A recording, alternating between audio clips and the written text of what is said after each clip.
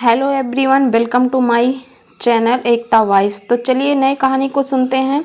जौनपुर गांव में सभी लोग आपस में मिलजुल कर रहते थे। उसी गांव में मंगल अपने परिवार के साथ रहता था। वह अपने गधे को नहला रहा था। मंगल, अरे मेरी प्यारी जमुनिया, आज तो मैं तुझे ऐसा नहलाऊंगा कि सब देखते रह जाएंगे। एकदम हीरोइन लगेगी तू। मंगल को अपनी जमुनिया से बहुत प्यार था। वह उसे बड़े ही लाड प्यार से रखता, उसकी देखभाल करता और कभी भी अपने से दूर नहीं रहने देता। वह उसे अपने घर में ही रखता था, उसी के साथ खाता बैठता और उसी के साथ सैर पर जाता। शीला मंगल की पत्नी थी। मंगल अगर अपने घर में होता तो शीला उसके बगल में होती और पीछे जमुनिया बंधी हुई होती। शीला, अरे क्या कर रहे हो आप? मंगल, देख नहीं रही हो, हम अपनी जमुनिया के लिए फूलों की माला बना रहे हैं। शीला, भगवान ही भला करे हमारा, उसी से शादी कर लेते। अगर इतना ही प्यार था उससे तो हमारे लिए तो आज तक एक फूल भी नहीं लाए। उसके लिए पूरी की पूरी माला बना रहे हो। वाह भाई वाह। मंगल, हमारी जमुनिया के बारे में कुछ मत कहो, जाओ अपना काम करो। शीला, हमें इस घर में काम करने के लिए ही तो लाए हो। सुनो, एक काम की बात बतानी है आपको। कल शहर से केसरी प्रसाद नाम के किसी आदमी का फोन आया था। फोन पर वह पिताजी का नाम ले रहा था। मंगल, क्या? केसरी प्रसाद? तुमने उनसे क्या कहा? शीला, मैं क्या कहती, मैंने कह दिया जब वह घर पर होंगे तब बात करवा दूंगी। मंगल उसी समय अपने घर के टेलीफोन को उठाता है और केसरी प्रसाद के घर फोन लगाता है। मंगल, नमस्कार साहब, हम जौनपुर से मंगलू बोल रहे हैं। केसरी प्रसाद, मंगलू? कौन मंगलू? मंगल, अरे हम दीनानाथ के बेटे मंगल बोल रहे हैं, जौनपुर से। आपको मेरा प्रणाम। केसरी प्रसाद, अच्छा तो तुम दीनानाथ के बेटे हो? हाँ हाँ हाँ, खुश रहो, खूब खुश रहो। अच्छा हाँ, मैंने कल दीनानाथ का हालचाल पूछने के लिए फ़ोन किया था। बहुत वक्त बीत गया, बात नहीं हो पाई, इसलिए कल फ़ोन किया था। कहाँ है वह इस वक्त? मंगल जी, हमारे पिताजी तो पिछले साल ही स्वर्गलोक सिधार गए थे। उन्हें एक गंभीर बीमारी हो गई थी। केसरी प्रसाद, अरे अरे, यह तो बहुत ही दुख की बात है। उसे मैंने बहुत पहले समय देखा था, मेरी आंखों के सामने बड़ा हुआ था। वह 25 साल तक उसने हमारे घर पर भी काम किया था। उसके बाद वह गांव चला गया। मंगल जी, हाँ, पिताजी आपको भगवान स्वरूप मानते थे। दिन भर बस आपकी ही तारीफ करते रहते थे और आपके बारे में कई बातें बताते रहा करते थे। लेकिन अब पिताजी तो नहीं हैं, लेकिन मैं ज़रूर आपकी सेवा कर सकता हूँ। आपके बहुत एहसान है हम पर केसरी प्रसाद। घर के छोटे मोटे काम हैं। मेरा बेटा तो विदेश में रहता है, बस इन्हीं कामों को संभालने के लिए एक नौकर की ज़रूरत थी। मंगल, आपकी मदद करना हमारा परम कर्तव्य है। आप जो कहेंगे वह मैं करता रहूँगा। केसरी प्रसाद, तो तुम घर आ जाओ, यहीं पर तुम्हारा खाना पीना और रहने का इंतजाम कर दूंगा। तुम्हें तनख्वाह भी अच्छी खासी दी जाएगी। केवल बस तुमको घर और घर के सदस्यों का अच्छे से ध्यान रखना होगा। मंगल, अरे यह तो मेरा सौभाग्य होगा। ठीक है, मैं आ जाऊंगा। उसके बाद मंगलू शहर जाने की अपनी पूरी तैयारी कर लेता है और अपनी पत्नी से विदा लेता है। मंगल, तुम अपना ध्यान रखना, ठीक है ना? शहर पहुंचकर हम फ़ोन कर लेंगे। और जमुनिया को लेकर निकलने लगता है। शीला, अरे इसे कहाँ लेकर जा रहे हो? इस जानवर का भला शहर में क्या काम? Question mark. मंगल, अरे तुमसे कितनी बार कहा है, जमुनिया को उसके नाम से बुलाया करो। मैं इसके बिना नहीं रह सकता। प्यारी जमुनिया तो मंगलू के साथ ही जाएगी। शीला, कैसे इंसान से पाला पड़ा है, जिसको साथ ले जाना चाहिए उसे तो घर छोड़ जा रहे हो और एक गधे को साथ ले जा रहे हो। मंगल, अब ज़्यादा बातें ना बनाओ, लाख दफ़ा समझाया है कि बाहर जाते समय टोका मत करो, बस टुकुर टुकुर करती रहती हो। अब हटो, हमें जाने दो, वैसे भी देर हो रही है। मंगलू जमुनिया के साथ केसरी प्रसाद के घर के बाहर पहुंचा।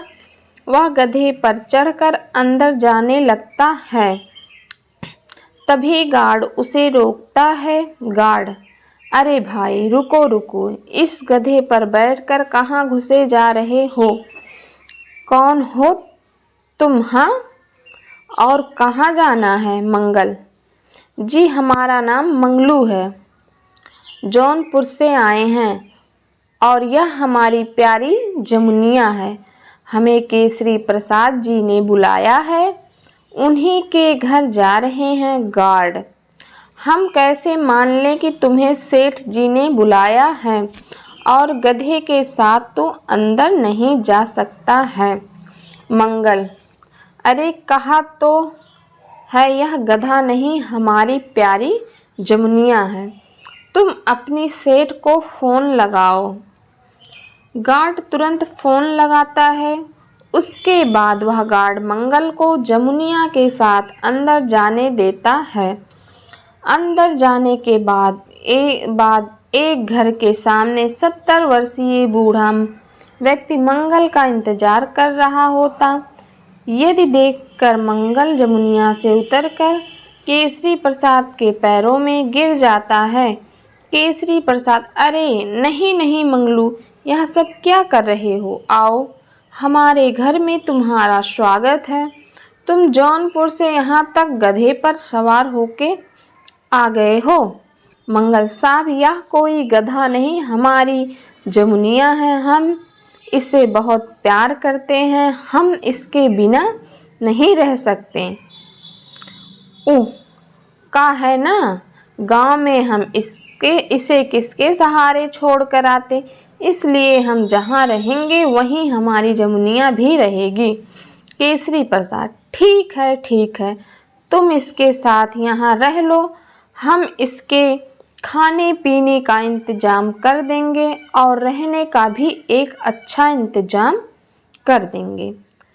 तभी केसरी प्रसाद की बहू सोनिया घर से बाहर आती है। शालिनी बहुत मॉडर्न थी और केसरी प्रसाद पुराने विचारों वाले थे। केसरी प्रसाद के बेटे ने सोनिया से प्रेम विवाह किया था और सोनिया केसरी प्रसाद की बिल्कुल भी इज्जत नहीं करती थी। केसरी प्रसाद, आओ सोनिया आओ, यह मंगलू है। कल रात मैं इसी के बारे में बता रहा था। यह हमारे बहुत ही विश्वसनीय दीनानाथ का बेटा है, जो घर के कामों में तुम्हारी पूरी मदद करेगा। सोनिया, अरे बुढ़े, यह सब काम तुम्हारा है, नौकर चाकर तू ही संभाला कर, मेरे पास और भी बहुत काम है। नौकरों से मिलने के अलावा मंगल को सोनिया का इस तरह का व्यवहार अच्छा नहीं लगता। केसरी प्रसाद भी अपनी नज़रों को झुका लेते हैं। तभी सोनिया की नज़र जमुनिया पर पड़ती है। सोनिया, यह गंदा सा घोड़ा किसका है?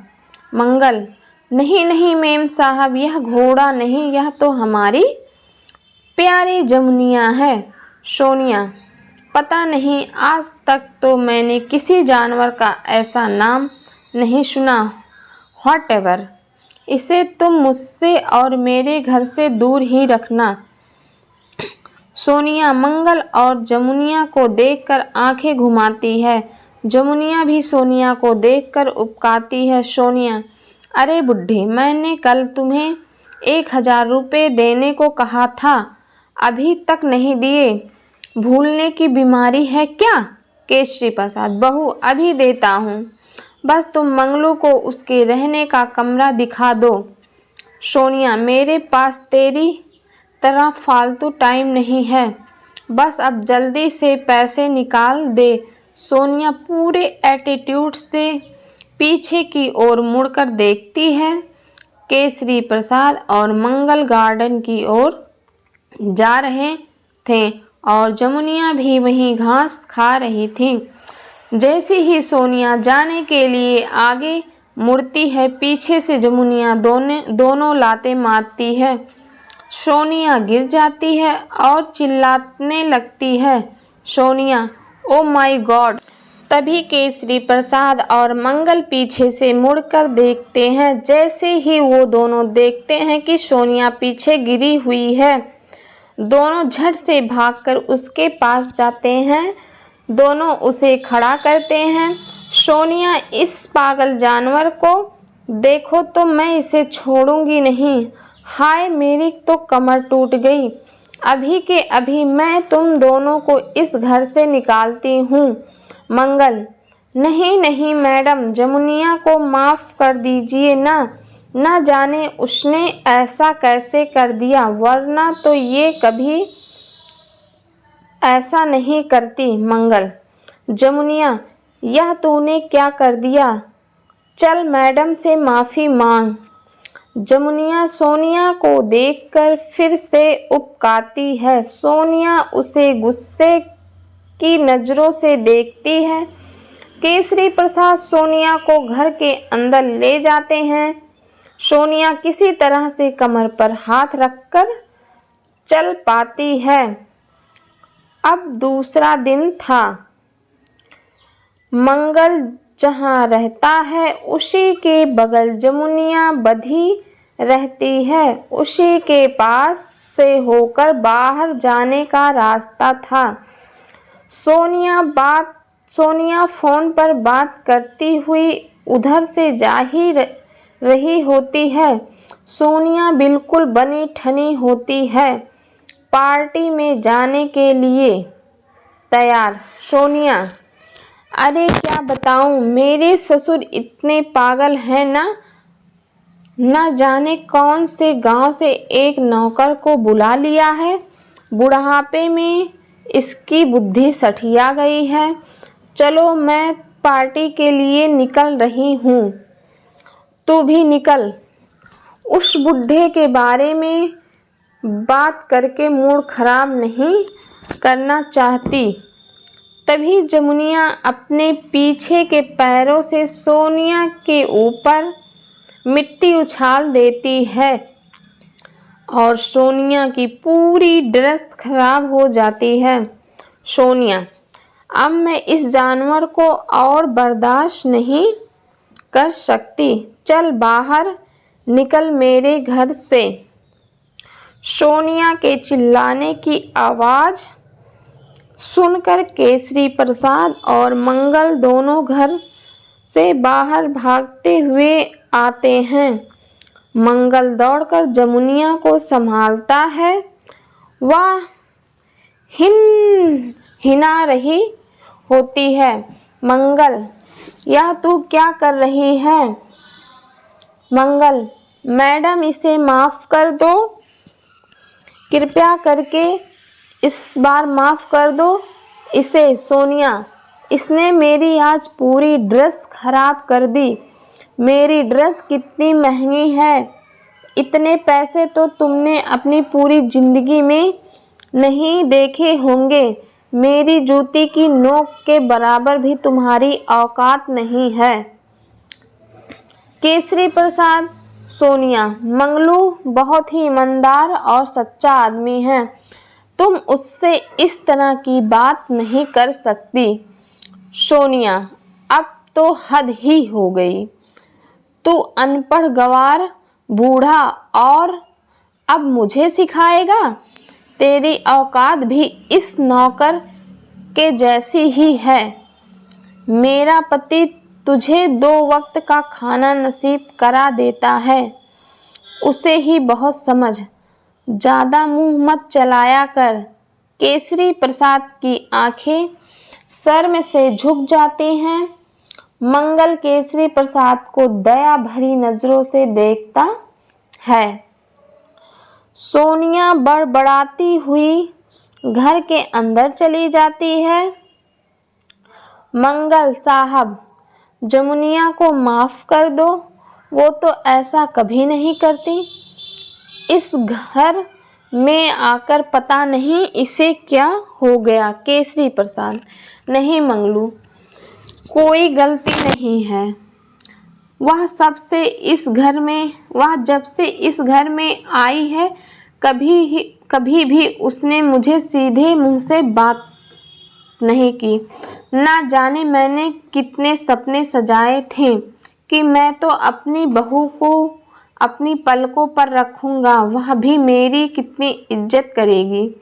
पर सोनिया तो बिल्कुल भी ऐसी नहीं है।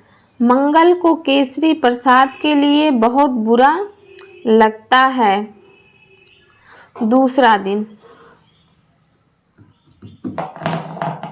केसरी प्रसाद, मंगलू जरा इधर सुनना।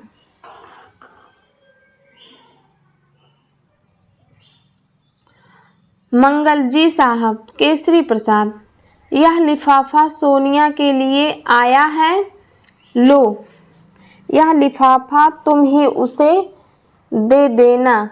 मंगल, जी साहब। मंगलू वह लिफाफा ले लेता है और उसे लेकर सोनिया को देने जा ही रहा होता है, तभी उसकी नज़र जमुनिया पर पड़ती है। मंगल, अरे जमुनिया का तो खाने का वक्त हो गया है, जल्दी से मैं जमुनिया को कुछ खाने को दे देता हूँ, नहीं तो वह नाराज हो जाएगी। उसके बाद मैं यह लिफाफा सोनिया मैडम को दे आऊँगा।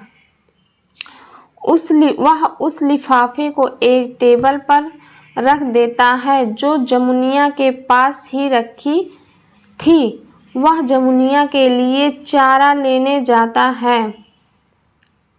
जैसे ही वह चारा लेकर लौटता है तो देखता है कि जमुनिया उसी लिफाफे को चबा रही थी जो मंगलू सोनिया को देने जाना था। मंगल, हाय रे दैया, यह क्या हो गया? जमुनिया, तूने यह क्या कर दिया? हाय राम, अब हम क्या करें? वह चारे को एक तरफ फेंकता है और जमुनिया के मुंह से उस बचे हुए आधे लिफाफे को खींच लेता है। लेकिन जब तक जमुनिया आधे से ज़्यादा लिफाफा चबा चुकी थी, यह देखकर मंगलू चिंता में आ जाता है और सोचने लगता है कि अब तो उसकी नौकरी गई। अपने पिताजी की कमाई हुई सारी इज्जत आज डुबा दी। तभी पीछे से सोनिया मंगल को आवाज लगाती है। सोनिया, हे यू, बुढ़े ने कहा है कि मेरे सारे लेटर्स उसने तुझे दे दिए हैं। कहा है मेरे लेटर्स जल्दी दो, मुझे बहुत ज़रूरी लेटर्स हैं। मंगल के हाथ में केवल वही फटा हुआ लिफाफा था। सोनिया थोड़ा आगे आती है और फिर से कहती है, यू, तुम्हें सुनाई नहीं देता क्या? तभी सोनिया की नज़र मंगलू के हाथ में रखे फटे हुए लेटर पे जाती है। उसकी आंखें फटी की फटी रह जाती हैं। वह बहुत जोर से चिल्लाती है। केसरी प्रसाद भी वहां पहुंच जाता है। केसरी प्रसाद, क्या हुआ सोनिया? बेटी, लेटर में क्या लिखा था? Sonia, letter my foot. पहले क्या एक बुढ़ा कम था इस घर में जो अपने जैसे एक और बुला लिया? बस अब बहुत हो गया। अब ना तो तू यह बुढ़ा इस घर में रहेगा और ना ही उसके चेले। इन 2 कौड़ी के लोगों की वजह से मेरा बना बनाया काम बिगड़ गया। यह सभी लेटर लंदन की एक कंपनी से आए थे। कितना बड़ा ऑफर था मेरे लिए। केसरी प्रसाद, बहू, गलती हो गई, माफ कर दो, शांत हो जाओ।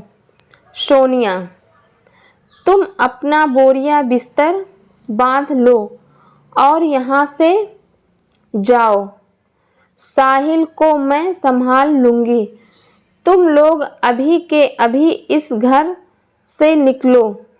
केसरी प्रसाद और मंगल घर छोड़कर जाने लगते हैं और एक रोड के किनारे रह रहे होते हैं। केसरी प्रसाद की तबीयत बहुत खराब थी। मंगलू के पास अब कोई भी चारा नहीं था। मंगल, क्या करूं अब? मालिक की तबीयत भी साथ नहीं दे रही। इस शहर में मैं तो किसी को जानता ही नहीं हूँ। पता नहीं इस मुसीबत से कैसे पार लगेगा। मदद करो भगवान। मालिक, आप चिंता ना करें, कुछ ना कुछ हल जरूर मिल जाएगा। मंगल, अरे जमुनिया कहाँ गई? मंगल जमुनिया को ढूंढने की पूरी कोशिश करता है पर वह कहीं नहीं मिल रही होती है। अंत में वह थक कर केसरी प्रसाद के पास ही बैठ जाता है। मंगल, पता नहीं मेरे साथ यह सब क्या हो रहा है। यह जमुनिया कहाँ चली गई और ऊपर से मालिक की तबीयत भी खराब है। तभी मंगलू देखता है कि एक लड़का उनकी ओर चलकर आ रहा है। वह केसरी प्रसाद का बेटा साहिल था। साहिल, मैं साहिल हूँ। मैं इतने दिनों से विदेश में था। मैं अपने पिताजी को वापस लेने आया हूँ। सोनिया ने उनके साथ बहुत गलत किया है। मंगल, जी बाबू साहब, हमने टेलीफोन से आपको संदेश भेजने की बहुत कोशिश की, चिट्ठी भी भेजी थी, लेकिन आप बिजी थे। साहिल, हाँ मैं काम में बिजी था। उस बूढ़े आदमी ने मुझे बताया कि आपके पिताजी की तबीयत बहुत खराब है तो मैं दौड़ा दौड़ा चला आया। मंगल, कौन सा बूढ़ा आदमी और उन्हें कैसे पता चला? साहिल, मुझे नहीं पता, उन्होंने अपनी पहचान नहीं बताया। कद में छोटे से थे और मोटे और चेहरे पर मोछें थीं। बस इतना ही कहा कि तुम्हारे पिता की तबीयत बहुत खराब है और फिर वहाँ से चले गए। तभी मंगल देखता है कि जमुनिया भी वापस आ गई। मंगल को अब यह सारी बातें समझ आने लगी थी। वह समझ जाता है कि जमुनिया कोई और नहीं बल्कि उसके पिताजी ही हैं। उसके पिताजी ने अपनी मालिक केशव प्रसाद की मदद की। मंगल की नज़र में जमुनिया की इज्जत और बढ़ जाती है। वह जमुनिया का और अच्छे से ध्यान रखना शुरू कर देते हैं और जमुनिया भी मंगलू और केसरी प्रसाद की हमेशा रक्षा करती है। केसरी प्रसाद का बेटा साहिल अपने पिता को घर वापस ले जाता है और घर पहुंचने के बाद साहिल और सोनिया के बीच झगड़ा होता है। अंत में साहिल सोनिया को घर से बाहर निकाल देता है और केसरी प्रसाद का अच्छे से सेवा सत्कार करने लगता है। इस कहानी से आपने क्या सीखा, नीचे कमेंट में ज़रूर हमें बताएं और मिलते हैं एक नई कहानी के साथ। तब तक के लिए बाय बाय। प्लीज़ चैनल को सब्सक्राइब कर